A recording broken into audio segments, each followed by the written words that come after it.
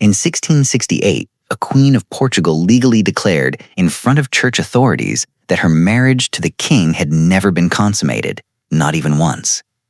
Days later, she married her husband's own brother, the same brother who had just taken his throne out from under him with her help. The king, meanwhile, wasn't dead, formally deposed, or exiled to some distant foreign court. He was still officially, legally called King of Portugal. He just wasn't allowed to leave a small handful of rooms for the remainder of his life. His name was Afonso the Sixth, and almost everything that happened to him for the rest of his life traces directly back to a fever he caught when he was only 3 years old. Afonso was born in 1643, the second son of King John IV, founder of the House of Braganza, and the man who'd just pulled Portugal out of 60 years of Spanish rule through a 1640 revolt that put his own family on the throne. At around age 3, Afonso suffered what contemporaries called a malignant fever, almost certainly some form of brain infection, possibly meningoencephalitis, that left the right side of his body partially paralyzed and caused lasting cognitive damage he would carry for the rest of his life. None of that stopped the machinery of royal succession, which has never once cared whether the next name on the list is actually prepared for the job it's about to inherit. When his older brother Teodosio died young, Afonso became heir. When their father died in 1656, Afonso became king at just 13 years old. Portugal, at that exact moment, was still fighting for its life on multiple fronts. Spain had never fully accepted the 1640 Declaration of Independence and kept pushing, year after year, to reconquer its former territory by force. Because Afonso was a minor and visibly, seriously impaired, actual governance fell to his formidable mother, Queen Luisa de Gusmão, who ruled as regent in his name and kept the young kingdom's war effort together. Under her government, and later Afonso's entirely nominal reign, Portugal won 2 decisive battles that effectively decided the entire war: Amichiel in 1663 and then Montes Claros in 1665, both fought and won by generals with almost no direct input from the king, whose name the victories were credited to. Montes Claros was the last serious Spanish offensive of the entire conflict. After that crushing defeat, Madrid essentially gave up trying to take Portugal back by force for good. Afonso, technically the king who'd presided over securing his country's independence, showed almost no interest in, or apparent capacity for, actually running the government that had just won it for him. Contemporary accounts describe him as impulsive and frequently violent, roaming Lisbon at night with a rough entourage of companions nicknamed his camarada, picking fights, breaking windows, and causing public disturbances that embarrassed the court. Ambassadors from other kingdoms wrote home describing a monarch who seemed less interested in ruling than in whatever chaos his companions could get into before dawn. Real power stayed concentrated around a court favorite named the Count of Castello Melchor, who ran the actual machinery of government while Afonso mostly supplied the signature at the bottom of whatever paperwork was placed in front of him. It was, in practice, a regency by another name entirely, just one that never had to call itself that out loud. In 1666, seeking to lock in the French alliance against Spain once and for all, Afonso's court arranged a marriage to a French noblewoman, Maria Francisca of Savoy. It was a diplomatic transaction from the very beginning, negotiated by ministers on both sides of the border with almost nothing to do with either of the 2 actual people getting married, or with whether the marriage itself had any realistic chance of functioning. By every surviving account, the marriage was never once consummated, a failure widely attributed at the time to Afonso's physical condition and quietly whispered about across half the courts of Europe. For a 17th century royal marriage, that single fact alone was already a serious, unresolved problem waiting for someone to exploit it. Maria Francisca found herself isolated in a foreign court, thousands of miles from her own family, married to a husband who could not, or would not, function as one, with essentially no path to any real influence of her own. In 17th century royal marriages, a queen's leverage came almost entirely through her husband's authority, or through the children she was expected to eventually produce and raise as heirs.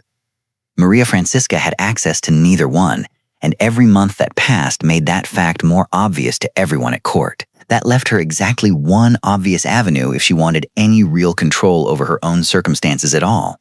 Someone else already close to the throne who actually had power worth offering her in return. That someone else was Afonso's own younger brother, Infante Pedro. Where Afonso was erratic and incapable of holding a court's respect, Pedro was capable, ambitious, and conveniently next in the line of succession if Afonso were ever formally removed from it. Everyone at court could see the arithmetic clearly enough. The only real question left was who would actually act on it first. Maria Francisca and Pedro grew close, and by most historical accounts, into an actual romantic relationship, conducted quietly inside a court that ran almost entirely on exactly this kind of private leverage and calculation, where everyone assumed everyone else was doing the same math. They weren't the only ones with a motive, either. Plenty of nobles were tired of Castello Melchor's tight grip on the government and were actively looking for any opportunity to break it, regardless of who ended up benefiting most from the outcome. Here's where the story stops being a private betrayal and becomes a coordinated plan. The queen and the king's own brother began actively organizing, together, to remove Afonso from power entirely, with the backing of nobles who wanted the same outcome for their own separate reasons.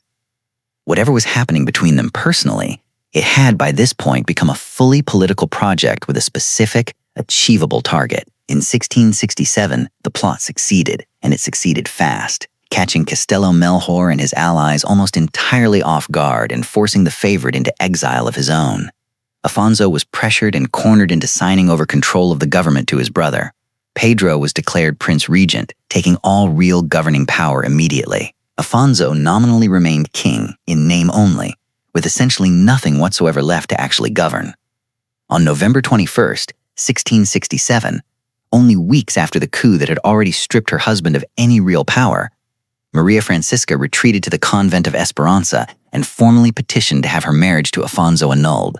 Her stated grounds were non-consummation, a claim almost nobody at court seemed particularly inclined to dispute, given everything already widely known and whispered about the marriage for the better part of 2 years. Her own uncle, Cardinal Vendôme, reviewed and approved the annulment in March 1668, dissolving her marriage to the King of Portugal entirely and completely, with remarkably little delay for a church process of that era. On paper, Maria Francisca was now a free, unmarried woman, no longer bound to a husband who had never actually functioned as one to her in any meaningful sense, and free to marry again whenever she and everyone around her decided the moment was right. Here's the twist. On March 27, 1668, just days after that annulment was finalized, Maria Francisca married Pedro. The brother who'd just taken the throne now had the wife who'd just legally left it, all inside the same handful of weeks. If it feels almost too fast to be believable, that's because the outcome had clearly been decided long before the paperwork caught up to it. The Portuguese Cortes actually encouraged the marriage, and not entirely for romantic reasons. If Maria Francisca had left Portugal, the crown would have been legally required to repay her substantial dowry in full. Keeping her married, still living in the country, to the man who now actually ran it, conveniently solved a financial problem and a political one in exactly one ceremony. A tidy outcome that had almost nothing to do with sentiment. Afonso, the man who'd been married to her, deposed with her help, and replaced on the throne by his own brother, wasn't consulted about a single part of any of it. Not the annulment, not the wedding, and not the years that were coming next. And here's what almost nobody expects about the rest of his life. Afonso wasn't executed, exiled forever, or stripped of his title. He kept the crown, on paper, for the next 15 years. He just never got to use a single day of it, and no one around him had any intention of letting that change. He was exiled to Terceira Island in the Azores in 1669, isolated on a remote volcanic Atlantic island roughly 1,000 miles from the mainland court that had just replaced him entirely. In 1674, a conspiracy to bring Afonso back to real power was discovered on the mainland, giving his brother's government exactly the excuse it needed to tighten the leash even further and treat any future goodwill as a liability. Rather than leave him isolated on the island, they brought him back to mainland Portugal, but not to anything resembling freedom or a return to public life. He was confined instead to the Palace of Sintra, a scenic royal retreat that now doubled as a prison for its own former king.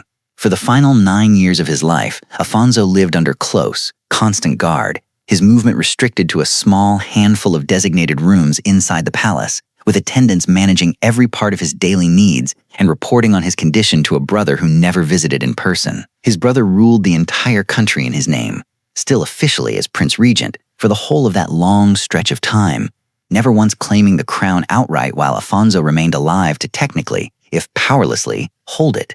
a legal formality nobody involved seemed in any hurry to change. Afonso died at Sintra on September 12, 1683, at age 40, following a stroke. And it was only then, only after his brother had already spent 15 years married to his ex-wife and quietly ruling his entire country, that Pedro finally accepted the crown outright and became King Peter II in his own right, closing a story that had effectively ended for Afonso long before his actual death.